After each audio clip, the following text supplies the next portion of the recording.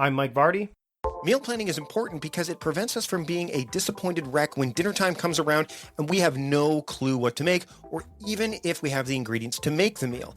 It's a time and a money saver, but most importantly, it frees up valuable brain space. Creating a meal plan prepares us for the week to come and gives us peace of mind that we're organized and can feed ourselves and our family. That's why I do it, and that's why Plan to Eat helps me do it. Your subscription includes access to the Plan to Eat website and fully featured mobile apps on iOS and Android. And Plan to Eat gives you the tools to clip and organize recipes from any website, the ones your family loves and that fit your dietary preferences and needs. And you can create a meal plan around your schedule. Then what happens is the Plan to Eat software automatically creates an organized shopping list based on your plan. So sign up for your free trial at plantoeat.com/timecrafting. That's plantoeat.com/timecrafting. The coupon will be automatically applied to your account and can be used when you're ready to subscribe. It's valid for new customers only. Give Plan to Eat a try today. And this is the Productivityist Podcast.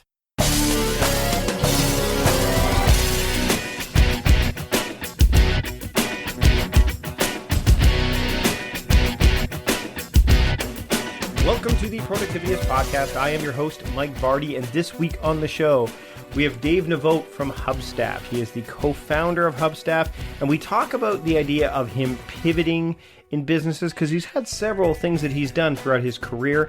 We also talk about the idea of distraction and disruption and how he wards those off and what he does to keep that from not just infiltrating himself, but how he looks at helping others with that process as well. It's an interesting episode. It's not a terribly long one either, so you're going to be able to get through this in one sitting fairly easily. So let's just dive right into it. Here is my discussion with Dave Nevogt from Hubstaff on the Productivityist Podcast. Enjoy. I'd like to welcome Dave Nevogt to the podcast. Dave, thanks for joining me this week. Thanks for having me. Appreciate it. So, Dave, you're the founder of Hubstaff, aren't you? Yeah, co-founder. Yep, I've got one partner. Yep. Yeah, exactly.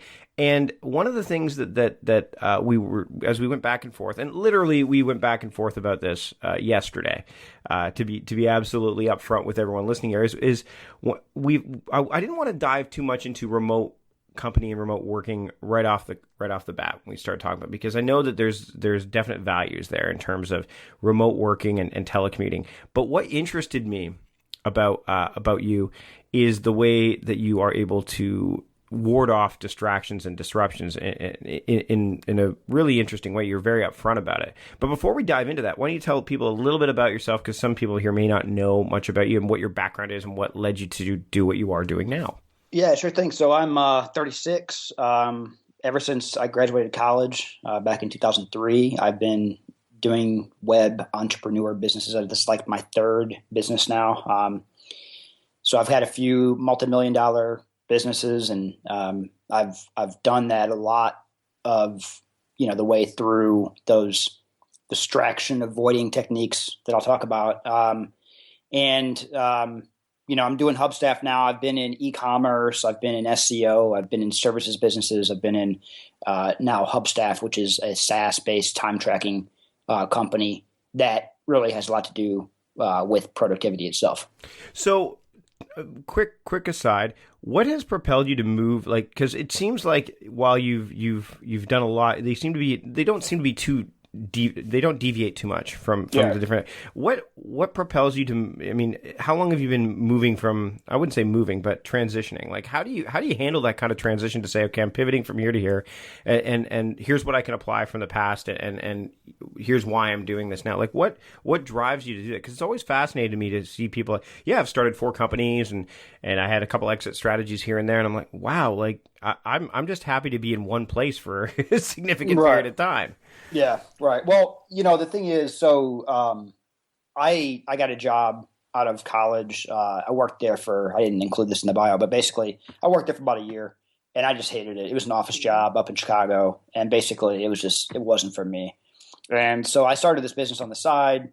It took off, did very, very well. Kind of the right place, right time kind of situation. E-commerce, golf instruction. So that was the business. I learned how to do pay-per-click advertising, basically learned how to do copywriting and driving traffic and that kind of thing, everything marketing online. 2000, I had run that business for about, 6 or 7 years.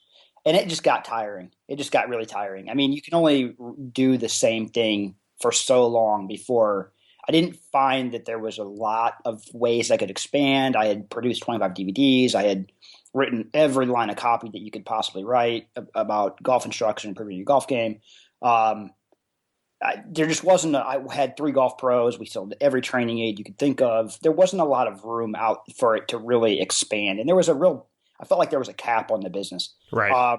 So what I decided to do was I wanted to get into software, but I'm not a developer. So basically I had to, an opportunity came about. I put the golf company up for sale. In the course of selling that business, I actually met, a group of investors that was looking to buy the golf business. We didn't buy the golf business. They didn't buy the golf business, but we ended up partnering on another deal. We bought a services-based company, SEO services-based company. So it was kind of a natural progression to that. But I knew I wanted to get into software. They offered me the ability to actually run the company and take a salary. So I did that for about 3 years. I learned software, and in the course of that, I started Hubstaff. SEO kind of, I don't know if you know much about it, but it basically, it kind of died out. So let's talk about the idea of warding off distractions and disruptions, because if you're driven, I mean, and anyone who really wants to achieve, they need to kind of, if they're driven, they need to keep their eye on the ball. So when we were chatting about this via email, you said, you're diehard on keeping your head down and just not getting interrupted. Right. Yet you obviously are connecting with people. Like, how do you, because I get a lot of people that say, oh, I can't do that. Like, I can't close email. I have to be available at all times. Mm-hmm. And it just fascinates me that people can't get their head wrapped around. And I'm not saying all people in a general sense that they feel that they need to be connected all the time. How do you keep yourself from getting interrupted when you're focusing on a particular task? Like, how do you manage to be so ruthless about it? Yeah, well, you got to start, at the top, I think. And, I think that when I say the top, I mean that basically I have my set of goals in my life and in my business. And those are the only things that really should matter, unless it's like, a major fire that takes place, right? That you just have to pay attention to, or whatever, that's somebody knocking down your door. But, I have things, you have distractions. I mean, I've got distractions with, I work from home. My wife needs things. My kids need things. My partner needs things. My employees need things. Everyone needs something from you. But I think the thing is setting up everyone up. Let's just talk about business for a while, I guess, is, basically setting them up for success and making sure that they have what they need ahead of time before they have to distract or ask questions, that kind of thing. So that's a big part of it. And then the other thing is that knowing that you're on the right path, or at least having a really good plan set in place so that you feel good about what you're accomplishing. Because a lot of the problem with entrepreneurship, I think, is like one of the hardest things is knowing if you're going down the right path or not. And so really all you can do is lay out a plan, spend time to lay out that plan, develop that plan, and then just feel good about executing that plan. And the whole thing is, you got to build that plan so that you are working hard every day to, in other words, it can't be easily accomplished, right? You have to work very hard to accomplish it. And my team, I've got a team, I think, of 10 on the marketing and support side. So we have the goals laid out that we're setting to accomplish. Everyone is driving towards their own portion of that goal, with their tasks. I have the tasks laid out ahead of time. So, for the week, everyone knows what they have to do. I spend time to describe the tasks that they are going to do. I get their buy-in before the quarter even starts that this plan is correct. And, if you have all that in place, if you think about it, it gets a lot more easy to go offline for a few days because your team is accomplishing, right, the correct goals and the correct tasks. And so, there was a long time in my career where I didn't have that, and I was going by the fly. And that's a lot harder way to live because then you are reactive to everything. Does that make sense? Totally. And I think that's what a lot of people, they get. And it's interesting you talk about this in your book, and I'll put the show notes, the remote team management book that you got over at Hubstaff, and the 50,000 foot view. That idea of it's easier to stay on point when you keep that in mind. Most people get stuck in the day to day, and they're just checking off as many boxes as possible throughout the day. But this, I think that's something that gets sorely missed. So how do you not only teach, how do you teach others to do this? Because you're working with in your company, you've got some people that you're working with. Everyone's remote, right? With Hubstaff, yeah. There's not an office per se that they go to. Correct. So how do you instill this with them? So because really, as a leader, you're trying to foster that kind of process or workflow more than anything else. How do you do that? I don't worry about it too much, to be honest. I don't worry about that. I don't think, and so we have, let's just call it 10 on the development side and 10 on the marketing and support side, 10 on the operations side. So we have, let's just call it a group of 20 people working towards producing the best product we can produce. I don't think that anybody, in the company worries about fostering the relation or fostering the,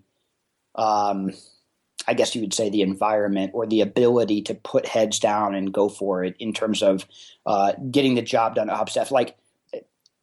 And the reason why is because it's pretty simple in my eyes. Like somebody has a set of, let's say, 5 tasks for that week, 5, 6 large tasks for that week.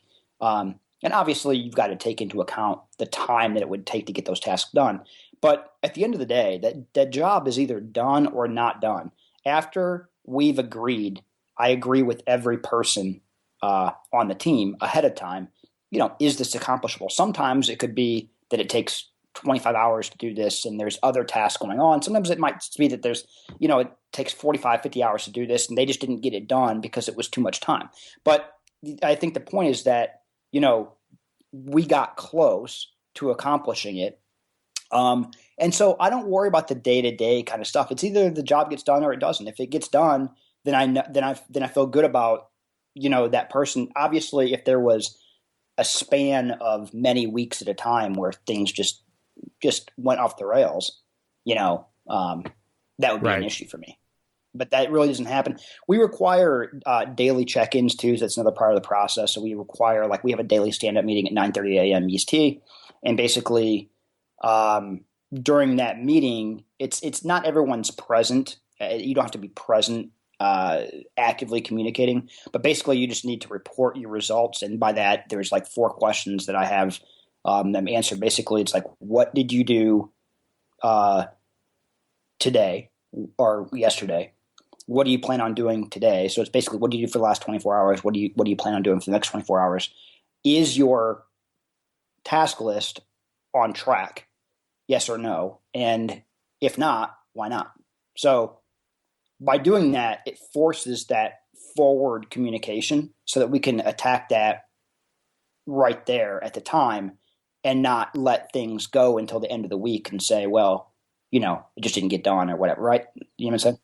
When you, it's interesting, you bring up this idea of the 4 questions to start off the day. Do you spend time at the end of the day kind of, I'll use the term reviewing or reflecting or even journaling, chronicling what you did so that you're well prepared for those as well? Or do you just kind of? I did for a long time. I did. And basically what I've learned is that I do have tasks that I need to get done, but really my life is almost like a project manager now.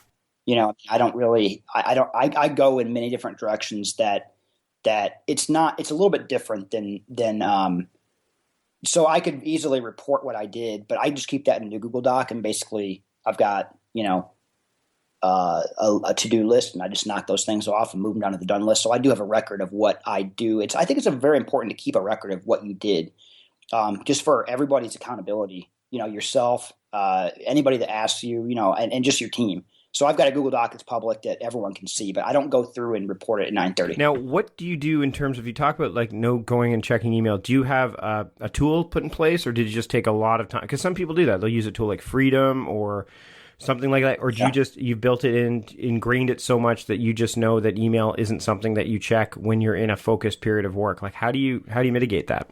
Yeah, that's it. I just basically, so my phone's always on silent. I don't get many phone calls these days. I don't think many people make phone calls these days. Right. Maybe maybe like one or two a day. I don't know. Maybe I'm underestimating, but I mean, my phone's on silent, right? So I don't get any even text alerts, no kind of, alerts, no sound. And the phone is generally kind of face down. I don't look at my phone. So that's number one. And then like, if I'm doing something like writing copy, or I'm doing something like making a video, if I'm doing something that requires, a lot of thought, like on this podcast, for example, you sign out of everything. Yeah. You just sign out of Slack, Skype, close the email box. I mean, and that's it, and then I just get my work done and I open back up. And I think, in my marketing team, I don't let much go through email. Everything generally goes through, Slack is a part of it. Skype has kind of got pushed to the side. But then also, we have a project management system. We used to use Trello. It's all pretty much the same. Basically, an email gets sent to your inbox. Now? Well, we have we're building our own tool. Yeah, we're building our own tool. So it's similar, though. It's a Kanban style, visual kind of drag and drop project management system. And, but the key to that is that, yes, you get an email in your inbox, but like, it doesn't matter if I respond to it an hour. That's what I've learned. It doesn't matter if I respond to it an hour or a half later. As long as I have, again, things go back to giving your team those tasks ahead of time. As long as my team can move on and they can work on a different task, then they shouldn't need my response immediately. Have you had to work with, because again, you're working remotely with people. Have you had to set a step aside and say to people, okay, look, I see that you're getting constantly distracted, or I hear that you're not getting those tasks done, because I hear this a lot too. Is that, well, I didn't get it all done today because I didn't have time. I didn't have time is a classic result. So do you say, well, do you try to mentor them in a certain respect, or do you just say, hey, here's a sheet that walks through my workflow, or because yeah. Yeah. Okay, so there's two things. I'll give an example, a concrete example, and then I'll tell you what I think is a smart way to handle it. So one of my employees I think it was last week, marked down that he had a meeting with a software company, and it was a content marketing software that did something. I forget what it even did. Reached out automatically to influencers, let's call it, something like that. And you get the typical email, hey, let me walk you through what we do, kind of a sales email. And he had his agenda, hey, I want to follow up with this guy and get a demo. But that's like an hour of his time. And so I wrote back to him and I said, look, was this on your agenda, or was this on his agenda? Whose agenda was this on? Because if it's on your agenda to find a tool to help to do your job more effectively, then that's awesome. Go for it. But if it's somebody else's agenda and you're now bending and breaking your time commitments based on and letting somebody else infiltrate your schedule, that's not a good idea. And it ended up that, it made sense to him, and he never, he ran out of time basically, and they never did the demo. But then that's my rule of thumb, really, is like, don't let somebody else, inflict their agenda on you. I think that happens a lot. Now let's dive into, what's going on with Hubstaff, because, I talked to Jared Brown. I'll put a link to that in the show notes. That was quite a while ago, actually. Now it was, we're looking at, at least 8 months ago. So since then, obviously some stuff has changed. You guys are basically, like you said, you provide time tracking, you provide support for remote teams, really is what it boils down to, right? And so what's been going on there in terms of, like, you guys have been, there's an area where I feel that this has got a lot of growth potential, despite the fact that you've heard some blowback about the remote worker, they need to be present so that they're doing work, and so on and so forth. I was just listening to Scott Adams' book on Audible, and he talked about how managers need to get with the program that performance matters over attendance, if that makes any sense. And I'm sure in your world it does. So what's been going on? Like, what trends are you seeing in terms of remote working that are kind of you're feeling are fantastic, and then others that you're finding are a bit cautionary? Well, I guess it's that's a big question. I guess yeah, exactly. I'm trying to think about how to answer that one. I don't think there's a huge difference between remote. I think everything's going in favor of remote. I think that even if you have, I think it's been proven that you can build a successful company without having somebody right next to you or looking over their shoulder.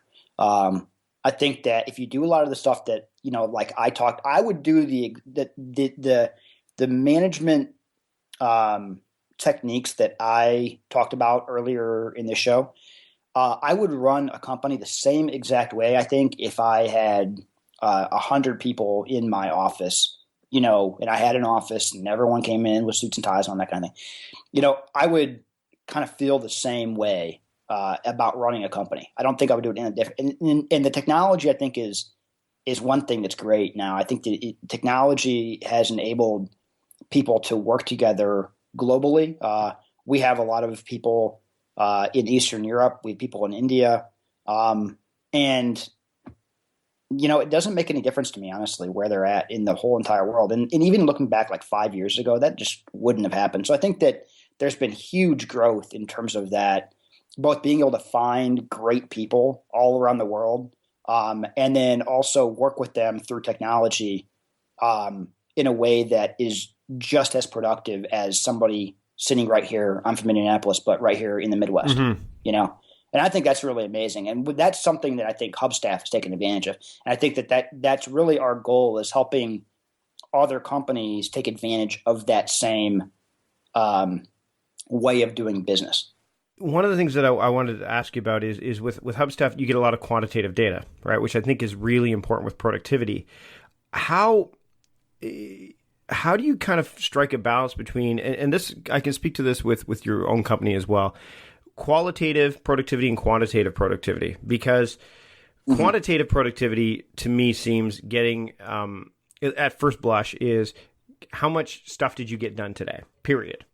And then the qualitative productivity is how much of the stuff that really matters did you get done today? How do you strike a balance between it? And how do you make that? Because I mean, I'll go into a company and they'll say, we'd love to have you as a coach. Great. And they go, well, how much is our productivity going to increase by us, by you coaching us? And it's such a subjective question, right? Right. So how do you strike that balance? Because if you go too far in one direction, you're not productive. In my company, I would say that I don't think that really anybody works on things that don't matter. I think that what we've gotten right is that people are doing the right things. That's so important. And I think with the remote company specifically, setting priorities is something that almost all managers get wrong. And it's something that we've gotten right. And it's an easy thing, but it takes time for the manager. And it's hard to even know. I think like a lot of remote companies wouldn't even they wouldn't even know if you ask managers what so-and-so was doing today. They wouldn't even really fully understand what they were doing. They could say on a very high level, oh, she's doing social media, but what aspects of social media? They don't really get involved in the day-to-day, or at least to the point where they're setting the exact priorities somebody should be working on. So that's, I think that's first and foremost, setting the right priorities and, executing to your plan to make sure that your plan includes the right things. And so, like I said before, working on the right things is, I think, so important. And basically we do that through basically understanding what the constraints are in our business. That's how we kind of determine what we should be working on, is looking at the constraints in the business and then trying to push those constraints back and open up the funnels, wider. So that's how we kind of decide what we're going to do in the first place. And then, the what did they get done? That is done through the daily stand-ups and that kind of thing. We do get other data in place, we have screenshots, we have activity levels, we have, the amount of hours they spent on each individual task. So all that stuff is done automatically with our software. That is super quantitative data. And that's the kind of stuff that you kind of like, you check the box on somebody, then you don't really worry about it going forward. Yep. You know what I'm saying? Like, you just understand this person's productive. Okay, we know they're productive. We know how they work. And now move on to the more qualitative kind of stuff.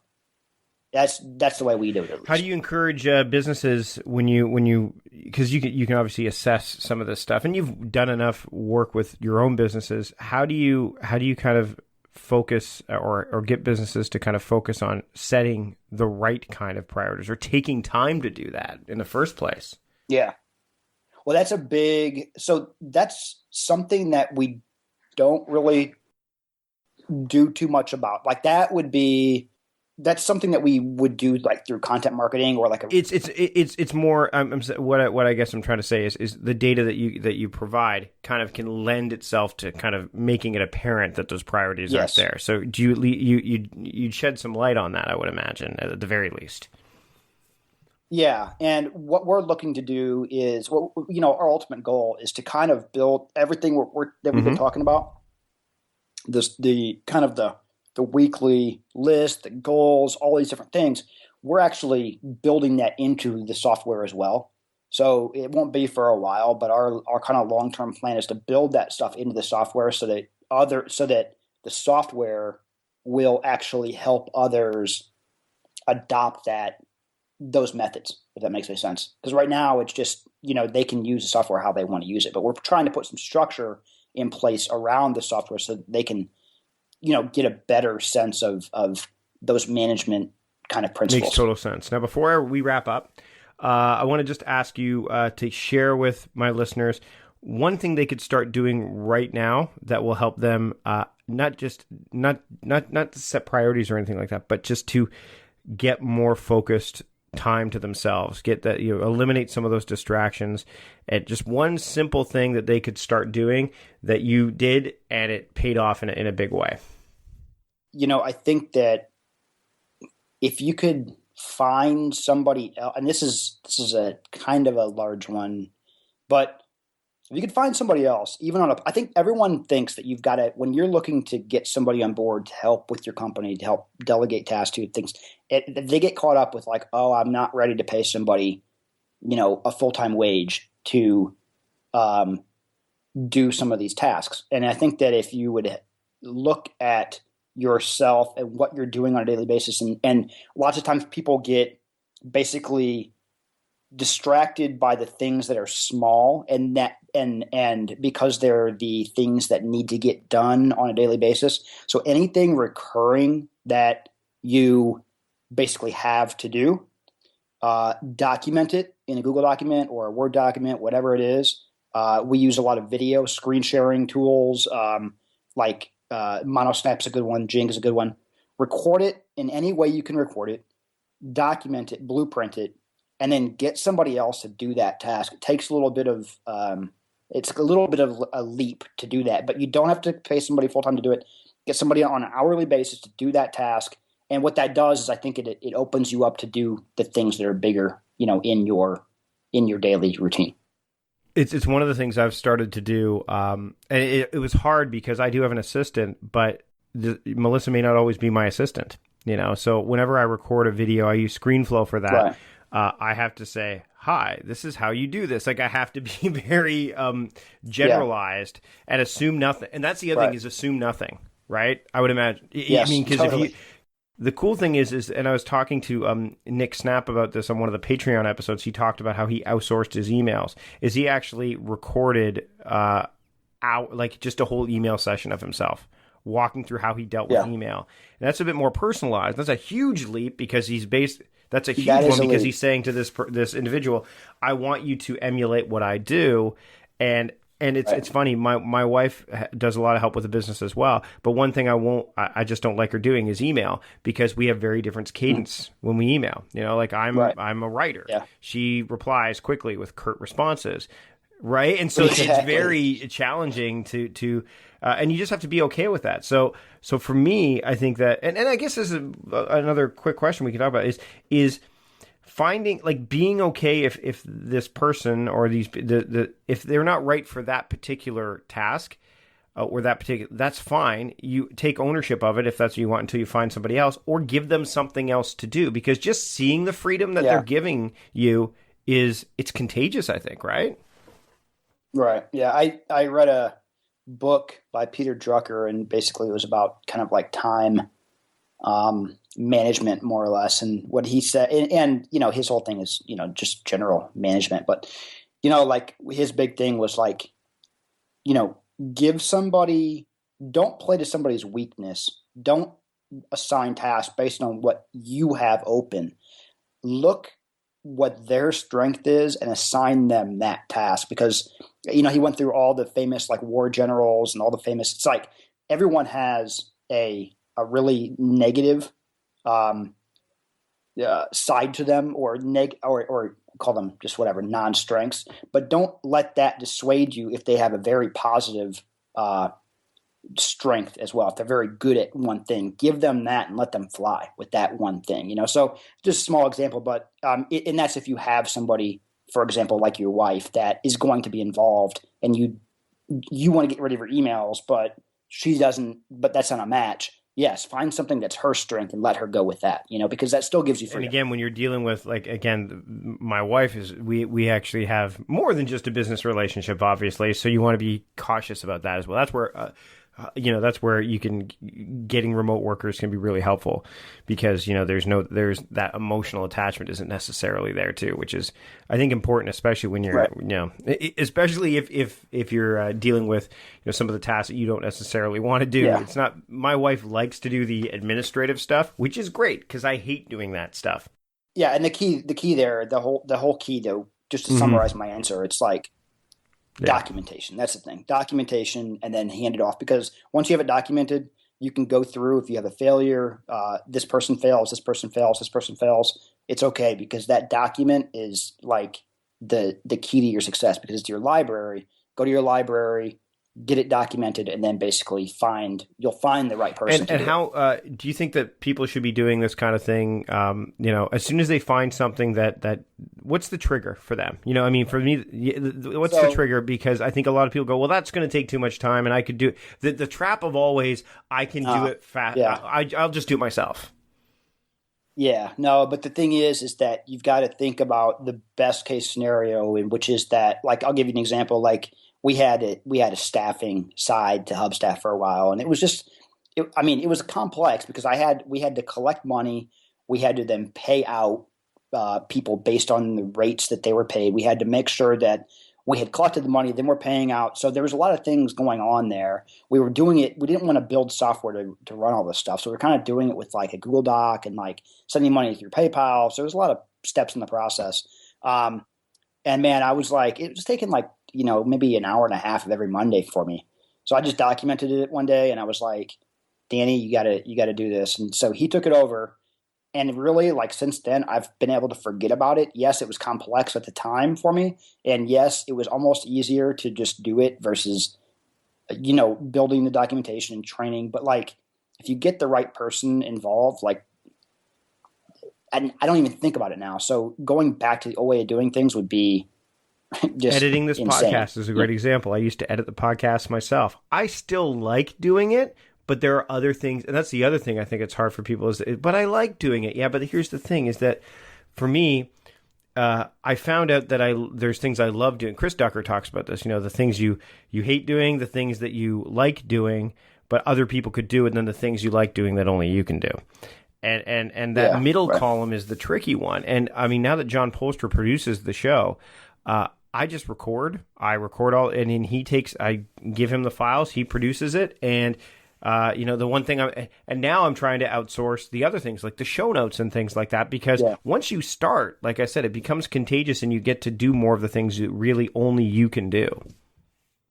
Yeah, and I'll just end with this. I know you're going to wrap up here, but I'll just end with this one thing. Basically, when you get, because this is really important, I think, when you're able to outsource some of this stuff and you're able to forget about it, that clears up your mind, which breeds, I think, creativity. And when creativity hits, that's when I think you are able to basically create some value for the world, and that's when you're going to get repaid. Totally. That's the way I look at it. When you're creating value for the world, that's when it's going to come back to you. So you can't do that if you're like stuck in admin tasks all day long. You've got to have your mind clear. Totally. Dave, this has been great. Where can people find you online so that they can dig into more of what you're doing and find out more about Hubstaff? Yeah, so it's just my email address, dave@hubstaff.com. At Hubstaff is our Twitter handle. I write I'm like a marketing blog. It's blog.hubstaff.com/grow. So that's all my growth articles on how I've grown the business. And that's about it, really, in terms of contact details. Awesome. Dave, thanks for joining me this week on the Productivityist Podcast. All right, thank you so much. I'd like to thank Dave Nevogt for joining me this week on the show. Of course, you can see all of the show notes and review them and all that through your podcast catcher of choice or on the blog post, because we do publish these on the blog as well. Now, if you enjoyed the show, I'd love to hear from you. You can leave feedback through a rating or review or both in iTunes. That would be really helpful. It helps people find the show and also helps me make the show better. You could also drop me a line at podcast@productivityist.com if you want to give more direct feedback that way.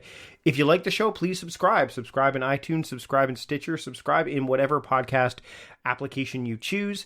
And, there's a lot more episodes coming down the pipe, but there's also more episodes that you can get if you become a Patreon supporter, because you get additional content as a Patreon supporter, but you also get bonus episodes. So additional content in this episode. So every week you'll get additional content from the weekly episodes, but you'll get bonus episodes as well and a bunch of other goodies. Head over to patreon.com/productivityist and you can check out those there.